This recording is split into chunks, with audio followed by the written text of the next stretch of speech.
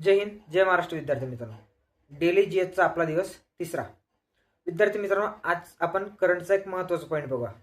आपण जर मागच्या परीक्षेमध्ये बघितलं आपण तर समृद्धी महामार्गावर खूप सारे क्वेश्चन आलेले दिसतात बघा आपल्याला. आज आपण एक महत्त्वाचा महामार्ग म्हणजे सध्या करंटमध्ये चर्चेत असलेला शक्तिपीठ महामार्ग याच्याबद्दल मुद्दे बघू आता.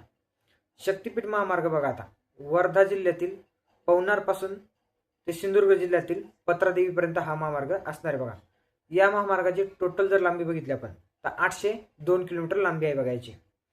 आणि हा शक्तिपीठ महामार्ग म्हणजे जो आहे तो महाराष्ट्राचा सगळ्यात मोठा द्रुतगती महामार्ग असणार आहे बघा.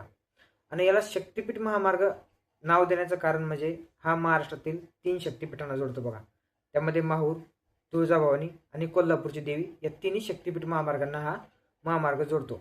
त्यामुळे हा महत्त्वाचा आहे. आणि हा मेन म्हणजे महाराष्ट्रातील 12 जिल्ह्यामधून जातो बघा. त्यामुळे हे सगळे महत्त्वाचे पॉईंट आपल्याला लक्षात ठेवणे गरजेचे आहे.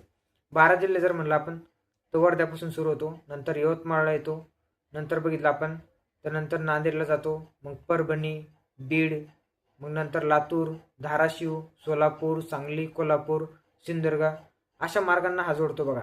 त्यामुळे हा महत्त्वाचा आहे आणि याचे मार्ग देखील लक्षात ठेवा बघा. आणि यावर तुम्हाला नक्की 100% येणाऱ्या परीक्षेमध्ये प्रश्न दिसणार. कारण की आपण बघितलं समृद्धी महामार्गावर सरळ सेवेला TCSने जवळपास 8 ते 10 पेपरमध्ये क्वेश्चन विचारले. त्यामुळे हे लक्षात ठेवा. आणि महत्त्वाचं म्हणजे याची लांबी लक्षात ठेवा, 802 किलोमीटर आहे. आणि याचा मार्ग लक्षात ठेवा पहा, कोणत्या जिल्ह्यातून जातो हा देखील क्वेश्चन विचारला जाऊ शकतो. त्यामुळे लक्षात ठेवा. थँक्यू. भेटूया.